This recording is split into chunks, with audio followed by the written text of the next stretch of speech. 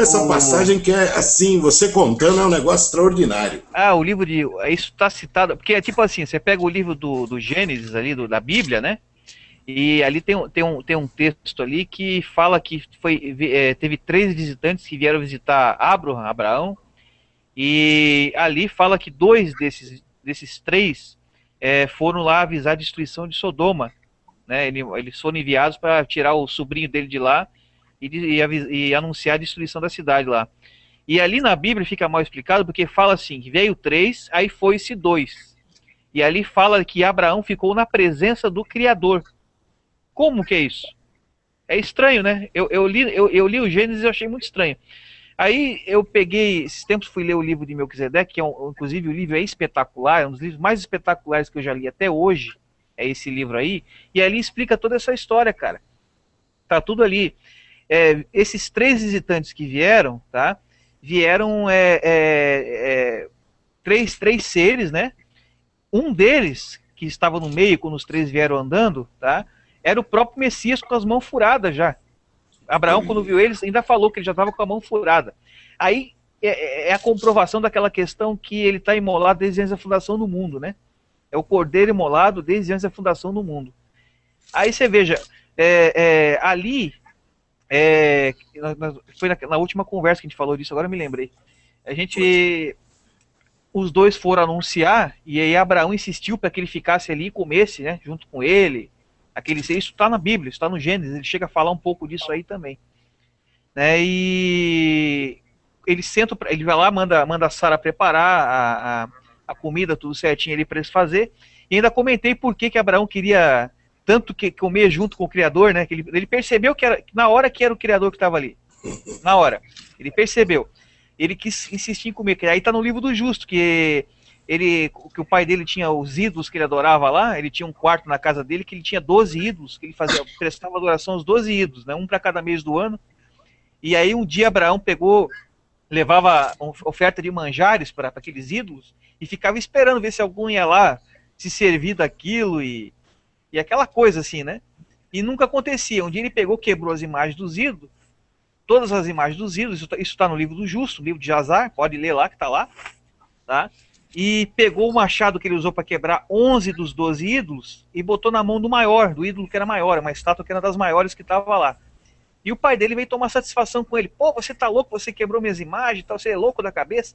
Ele falou, não, eu fui colocar a oferta de manjares ali, os 11 menores avançaram na comida e não deixaram o grande comer. Aí o grande ficou com raiva, foi lá e quebrou os menores. O machado. E ele tinha colocado o machado na mão, você vê, aí o pai dele pegou o Terac, né, que era muito idólatra, demais da conta, falou para ele assim, você tá louco? Isso aí não anda, não cheira, não fuma, não tal. Como é que ele pode ter feito isso? Eu falei assim, então por que você está adorando esses ídolos se você está falando que não anda, não cheira, não pode fazer nada por ti? Você é louco, homem? Aí ele chamou o pai dele de louco. Aí que o pai dele entregou ele para Nimrod, foi a segunda vez que ele caiu na mão de Nimrod para ser morto. O Nimrod era rei de Ur dos Caldeus lá, e Terac, que era pai de Abraão, ele era um tipo de príncipe de Nimrod, trabalhava para ele, entendeu? Era puxa-saco de Nimrod, né? E ele entregou o próprio filho para Nimrod, cara, coisa bem, sabe, bem terrível mesmo. E aí nessa história a gente entende por que ele quis comer com esse ser, né? Sentar, não. Aí quando ali eu acho que ele se realizou, falei, pô, comi junto, esse é verdadeiro, sentei e comi com ele.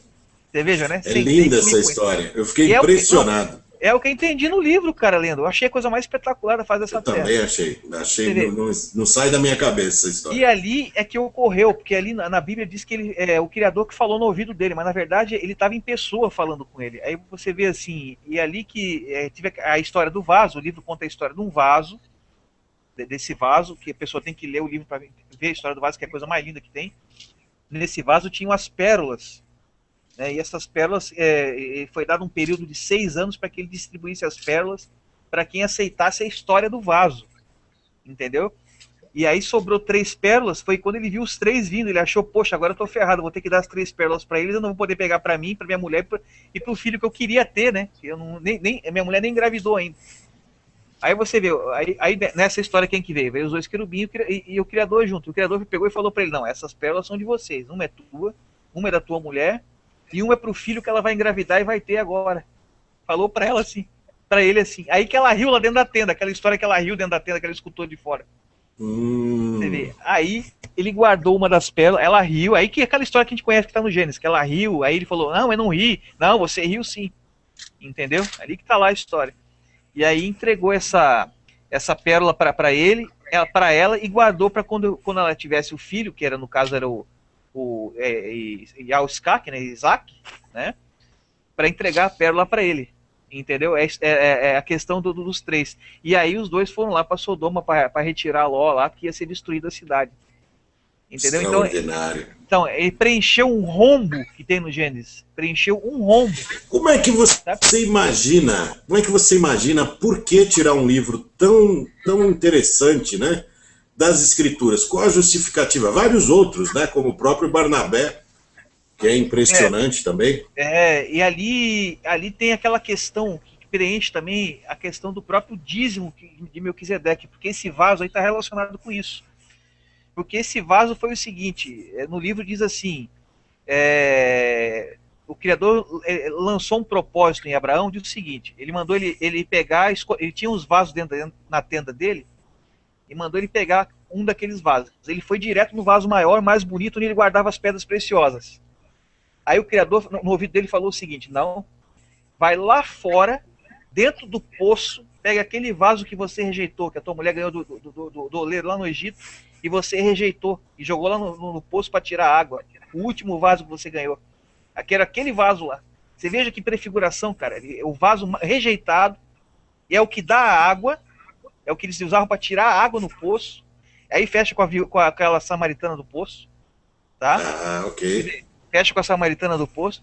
Ele mandou tirar aquele vaso, aí ele pegou o vaso, mandou ele colocar azeite, mandou botar um pavio, e ele chegou perto do altar do sacrifício da manhã, o fogo pulou do altar e acendeu o pavio. E ele mandou ele pegar aquele vaso e sair carregando aquele vaso. Vai carregando, onde eu vou te mostrar, você vai libertar agora, você vai destruir os 4 reis de Elã sozinho. Ele achou, porra, ele obedeceu, pegou, botou o vaso nas costas e foi indo. Só que no meio do caminho ele começou a achar que era loucura, que, pô, tô com um vaso nas minhas costas aqui, pegando com uma tocha acesa, tá todo mundo gozando da minha cara. O livro fala que todo mundo zombava dele, cara, os pastores que ele tinha mais de 300 pastores, né, zombavam dele, e ele com aquele vasinho nas costas, sabe, e querendo já largar aquele vaso e abandonar, a própria mulher dele não foi a favor dele, isso antes da história das pérolas, tá? A história das pérolas foi lá na frente, foi depois, entendeu? Ele indo com o vaso, tal, com o vasinho ali, e depois lá na frente, cara, que ele vai entender, aí cai na real, poxa, esse vaso aqui é o Messias, é uma prefiguração. Ele entendeu, esse aqui representa o Messias que vai vir. Quer dizer, ele recebeu o fogo do altar, representando o Espírito do Eterno dentro daquele vaso de barro, que é o Messias homem, né? Tá, o ungido homem, o vaso, esse é o verdadeiro ungido com fogo, né? O vaso. Aí quando ele entendeu que aquele vaso era uma prefiguração do Messias, ele começou a proteger o vaso até. E tem coisas na história que é a coisa mais linda. Ele está andando com aquele vaso ali, aí ele passa por uma série de pastores pastoreando ovelhas, e as ovelhas começam a fugir dos pastores e seguir o vaso, cara. Algumas, olha, as mais bonitas das ovelhas, começam a sair e fugir. E os pastores ficam loucos, querendo quebrar ele no meio, querendo matar, pô, minhas ovelhas e tal. Quando ele chega no destino, lá ele está cercado de ovelha em volta. Ovelhinhas, seguindo a chama do vaso. Beleza. Quando ele chega lá, aí já passa a história tal, os pastores que estavam debochando dele lá também já tinham entendido a história e vieram atrás dele. Aí veio 300 pastores lá, dele vieram atrás dele. Aí que tá aquela história. Você vê, por exemplo, você lê na Bíblia, você lê no livro do Justo, você não entende. O livro do Justo também não explica isso. Como é que esse camarada com 300 pessoas derrotou 6.000 soldados? Você fica naquela, né? Foi exatamente como o Gideão, cara. Ele mandou, coloca uma tocha, coloca o vaso em cima, cerca o arraial. Quando você vê um sinal dentro do arraial, você quebra o vaso, que eles vão cair em confusão, vão se matar tudo sozinho. Aconteceu. A derrota de Abraão é uma prefiguração como aconteceu com Gideão também. Aí beleza, tá? Ele derrota os 4 reis. Um dos 4 reis era o próprio Nimrod, estava na história, ela está na jogada também. Para isso o livro do Justo fala que no Melquisedeque não fala o nome dos 4 reis, mas no Justo fala. Um deles era Nimrod, tá? Aí você passou aquilo ali tudo, eles voltaram, estavam voltando. Aí que ele encontra com o Melquisedeque. É aí que entra o Melquisedeque na história. Porque aquele vaso, que quando ele estava voltando com o vaso, ele sentiu que o vaso pesou. O vaso se encheu de pedras preciosas, cara, sozinho. Ele olhou, estava cheio de pedras preciosas dentro do vaso. Aí você veja, quando ele encontra com o Melquisedeque, as bodas, o Melquisedeque ele já tinha recebido já já tinha tido uma experiência com o próprio Criador, já sido arrebatado, teve uma visão da Yahushua celestial, daquela do céu, né, da verdadeira. Ele já estava esperando Abraão vir, então ele estava com tipo umas bodas do Cordeiro prontas, uma prefiguração daquilo para onde nós vamos passar as bodas. Então, aquele encontro com o Melquisedeque, é por isso que eu fico revoltado que o Gênesis não explica, sendo que Melquisedeque era tão importante, né? Você veja, ele não tem nada. Então, esse encontro com o Melquisedeque teve aquela prefiguração das bodas do Cordeiro, e aí que ele quis oferecer a Melquisedeque, que Melquisedeque é rei da justiça, né? O Morrizodok, rei da justiça, ele ofereceu o vaso com as pedras preciosas. Melquisedeque falou, não, eu vou ficar com 10% dessas pedras. Eu não aceito o vaso, mas eu aceito o dízimo. Aí o que aconteceu ali? Eles contaram as pedras. Sabe quantas pedras tinha? 1.440. Quanto que é 10%? 144 mil. 144. Legal! Ele pegou essas pedras, cara, guardou numa caixinha. E esses aí simboliza aqueles que vão reinar com ele na celestial, cara. Você veja, é aquele que vai reinar enquanto sobe, enquanto desce, que eu li agora há pouco. É esse povo aí. Aí você veja. E esses que sobraram no vaso, qual que é a história deles? Aí Abraão pegou, levou o vaso embora, né? Foi embora para a terra dele, bonitinho. Aconteceu toda aquela sombra das coisas futuras que foi ali com Melquisedeque, entendeu? Ele devolveu, inclusive, coisas que tinham tomado dele lá, tá? No livro fala. E aí ele voltou com aquele vaso para a terra dele. E aí foi dada a seguinte ordem. Melquisedeque falou para ele o seguinte, que já tinha recebido a ordem do Eterno. Você vai contar a história desse vaso para todo mundo que você encontrar. Cada um que aceitar a história, você entrega uma pérola. Você entrega uma dessas pérolas que sobraram. Você vai entregando. No final de 6 anos, as pérolas vão acabar. Tá? E aí vai ser destruído Sodoma. Quem tiver essa pérola vai escapar da destruição de Sodoma. Olha a sombra, cara! Olha a sombra das coisas futuras, cara! Olha, eu chorei lendo isso aí. Eu falei, quem tiver a pérola não vai morrer na destruição de Sodoma. Eu pensei, poxa, aí ele foi entregando. Foi entregando as pérolas, foi passando o tempo. Ele não teve ordem de pegar para ele. Ele foi passando tempo. Aí que sobrou as 3, ele ficou com medo. Falou, só tenho 3, cara. E agora? Morreu. O vaso tá vazio, só tem 3 pérolas. Aí ele viu os 3 vindo. Aí ele gelou na espinha. Falou, opa, vou ter que dar pros 3. Se eles aceitar, eu vou ter que entregar. Eu vou ficar sem pérola para mim. E aí que nessa história veio os 2 querubins, veio o Criador junto, falou, um é tu, um da tua mulher, e o outro do filho que ela vai engravidar agora e vai ter. E aí que ela riu, entendeu? Olha, que bacana.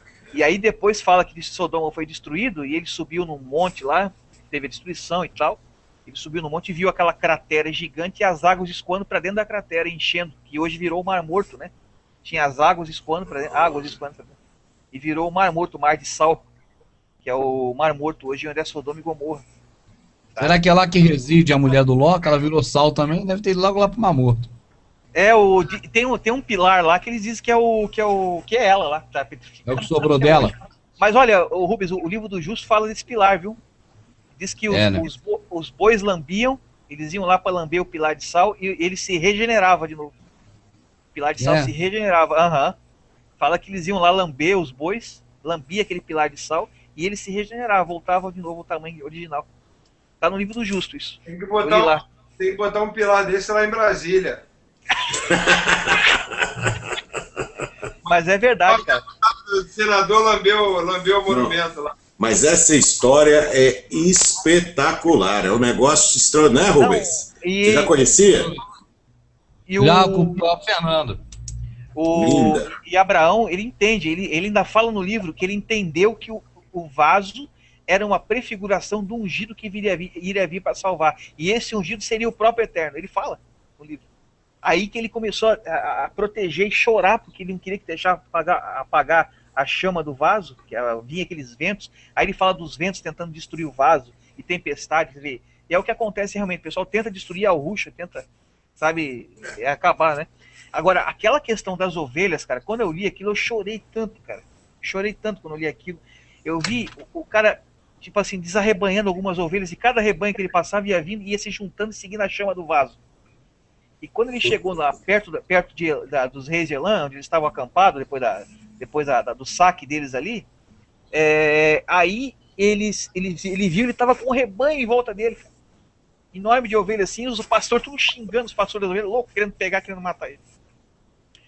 Você vê, então ali foi uma coisa muito bonita ali, a verdade. Agora você pega o Gênesis, ele deixa muito no ar a história de Melquisedeque, sendo que Melquisedeque diz ali que ele é uma prefiguração do próprio Messias, cara. Pô, eles tinham que explicar melhor a história dele, entendeu? Só que tem uma coisa interessante com esse livro, viu, pessoal? É uma coisa interessante. Esse livro é o seguinte, ó. No próprio livro, ele é escrito, depois o próprio livro, o próprio Eterno manda, no caso o Melquisedeque, que recebeu a ordem do Eterno, fala para ele escrever, costurar os dois livros, que é a história do vaso e a história de Salém, e colocar no mar de sal aonde o Eterno fosse mostrar. Porque esse livro estaria selado para o último jubileu. Ele só seria encontrado no último jubileu. E esse livro foi encontrado nos anos 50, em Qumran. O livro de Jezabel fala dele. Você veja, então, é um livro que pulou toda a história do Zé Arrudim. Ele foi guardado lá, e ele pulou a história do Zé Arrudim e foi encontrado agora. Você veja que nem os próprios patriarcas tiveram acesso a esse livro, porque ele estava no Mar de Sal guardado. Estava no Mar de Sal lá escondido. E é onde nós hoje estamos encontrando muita verdade dentro do Mar de Sal, né? Lá no Mar Morto. Então você veja, e o Mar Morto, o que tinha lá? Tinha Sodoma. O que aconteceu com Sodoma? Foi destruído. Então lá tem muita coisa oculta e está sendo achado. Então, como nós sabemos que Sodoma é uma prefiguração da própria Roma que vai ser destruída, então em Roma também tem muita coisa oculta que está sendo revelada. Veja que uma aponta para o outro.